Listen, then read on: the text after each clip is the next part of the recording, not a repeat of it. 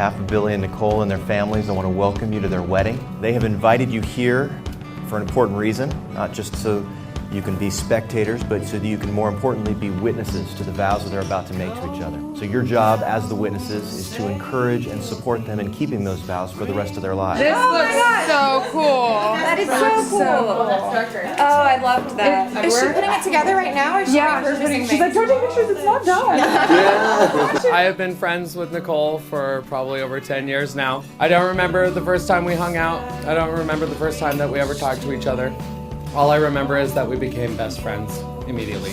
And I'm just so honored and blessed that I can call you a part of my family. You are my sister, and I love you and Billy from the bottom of my heart. I love you all, and thank you so much for being a part of my wedding, part of the big day. Aww. I feel very calm having all you guys around me. And I'm so excited for it. I'm so excited. Cheers. Love you guys. Cheers. We have oil blotters, bobby pins. I do that. I love it.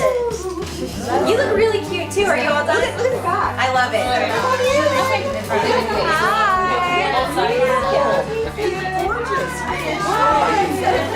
texted me and then driving all green. Oh, thank you so much. Thank you so much. I've known her for about 10 years. We met in drama. I first noticed her because she has this wonderful laugh. The Nicole Lyons laugh. She's the best person to tell jokes to listen to your stories. She's an amazing listener. She's the perfect audience. She has an amazing laugh. So that's how I first remember her. Both of your eyes look very similar. Like the color is very Remember the day she asked me to be her bridesmaid? First question I asked her was, Nicole, are you ready for this? Are you ready to get married? And her response was, yes. This is what I've been waiting for. He's my other half. He's my best friend, and I can't wait to spend the rest of my life with Billy. Yay! Cheers to the bride! Nicole is thoughtful, and she's very tender-hearted. She has a beautiful voice. She's a talented actress. We were able to enjoy her sass and charm in multiple performances on stage. Nicole is beautiful with her own unique sense of style. Yeah. I love it!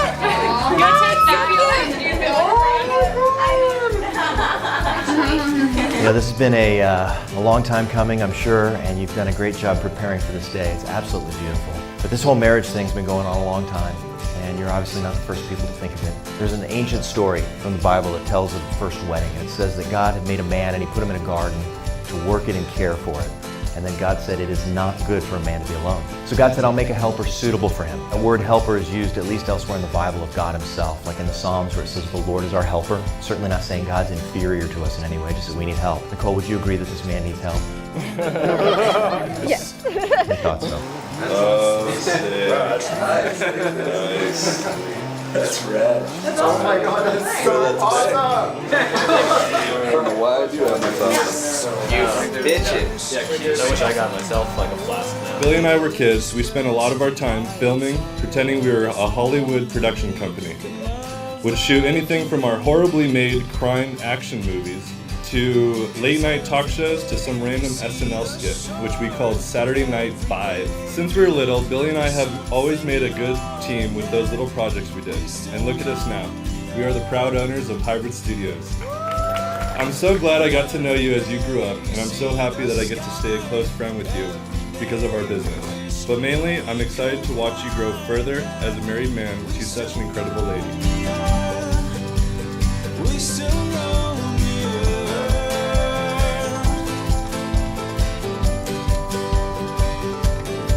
I was going to go out with Billy for a beer a few days ago and give him my secret to a happy marriage. But after 30 years of wonderful married life, I just have one piece of advice for you, my son. Remember the following sentence. I was wrong, you were right, and I love you.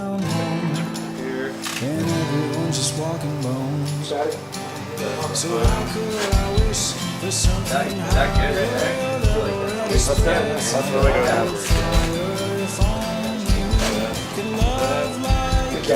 Okay. So the way the story goes, God causes the man to fall into a deep sleep. He takes a rib out, makes a woman out of it. The best explanation I've heard for what it means is actually from an old rabbi. And he said this, he said, God didn't take from the man's head so she could rule over him, or from his feet that she could be his slave.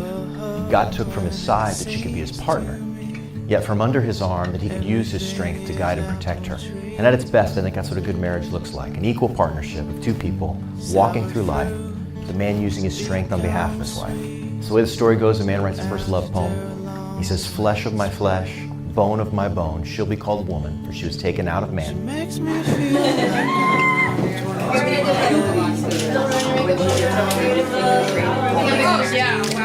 I'm all for this. Is it straight? No, yeah. Is that comfortable? It's tighter too.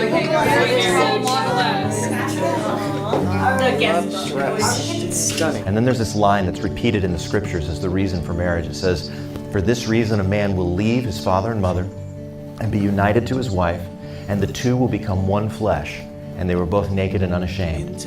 That paragraph is where we get all the symbolism for the wedding ceremony. That's why your family and friends line up on one side and yours on the other side, and you're both symbolically leaving father and mother to be united together before God and witnesses in this closest of relationships. It's so close it's called one flesh. And then you go off on a honeymoon and get naked and unashamed. I'm sure part of what makes your relationship work is that you have strengths where Billy has weaknesses, and Billy, you have strengths where Nicole has weaknesses. So together your strengths can make up for each other's weaknesses, and your weaknesses can actually serve as an opportunity to bring out the other person's strengths. So together you're better than you'd ever be on your own. Add to that companionship love the attraction love, or the romantic love, that thing we normally think of as falling in love, the flesh of my flesh, bone of my bone, naked and unashamed thing. God created that attraction between a man and a woman as something that would not only draw us together, but something to keep us connected and intimate. But you need to continue to pursue this woman. You gotta romance her, date her, do all the things you did to win her heart in the first place. And you can't just let yourself go now that you bagged your man.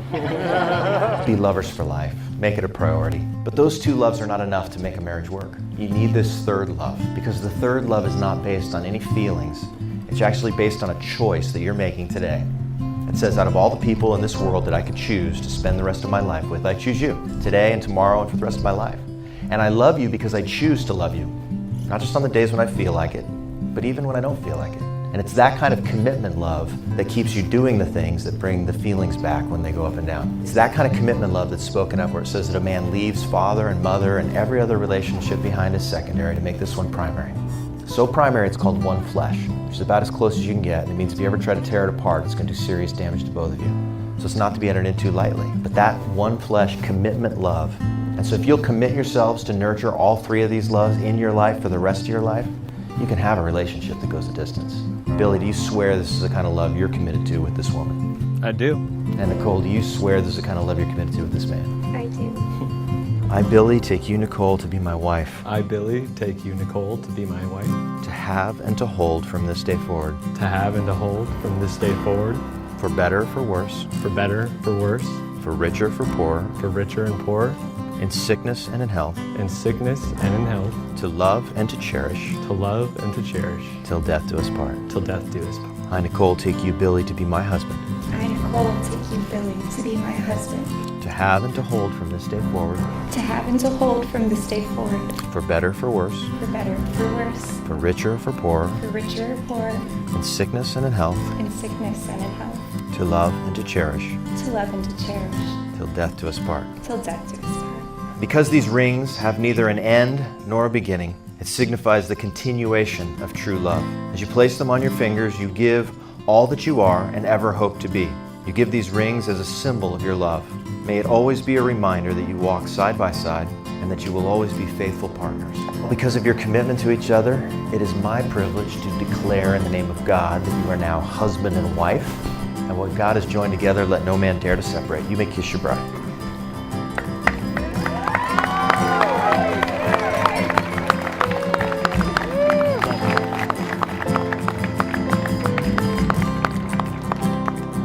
Let me introduce to you for the first time, Mr. and Mrs. William Klein.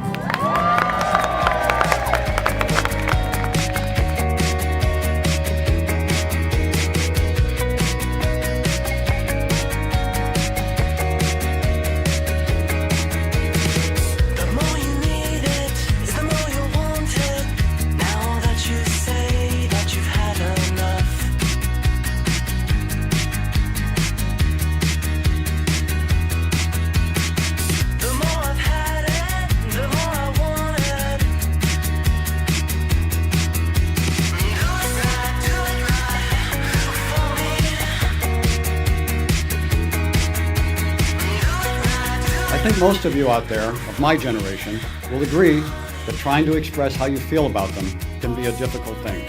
Trying to find the right words is not easy, but it's important for them to know that we do love them and that we at least try to put those feelings into words. There are two things that I think we as parents try to give our children. The first is roots. We hope that both Nicole and Billy know that they have family and friends who love them and support them, and we will always be there for them. The second thing we try to give our children is wings, the ability to live their own lives. You're both adults, we try to treat you as adults. Marriage is a two-way street. There is nothing that cannot be resolved if you're both willing to listen to each other and talk it over. So Billy, never go to bed in the middle of an argument. You've lost anyway. So you might as well get it over with and get a good night's sleep. Nicole, welcome to our family, and hopefully you will welcome us into your family. Thank you for granting Billy the honor and privilege of being your husband. If he gives you any trouble, always remember you are a close personal friend of Mr. K, and I know how to make problems go away.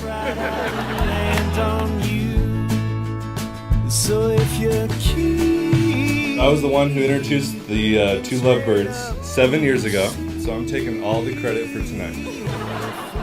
I've been fortunate enough to have known Nicole since middle school and Billy my entire life. Nicole, Billy, I know how hard you guys have worked on making tonight happen, and it is a night to remember. So if everyone can raise your glass, and to the happy couple and their exciting future, Mr. and Mrs. Klein. And as a couple, you've been there for me through some really hard times, but we've also been there through the most amazing times. I'm very excited that you are now Mrs. Klein. I am so happy to see you guys grow, take on a new adventure, new challenges. So here's to the future, Nicole Klein and Billy Klein, the Kleins.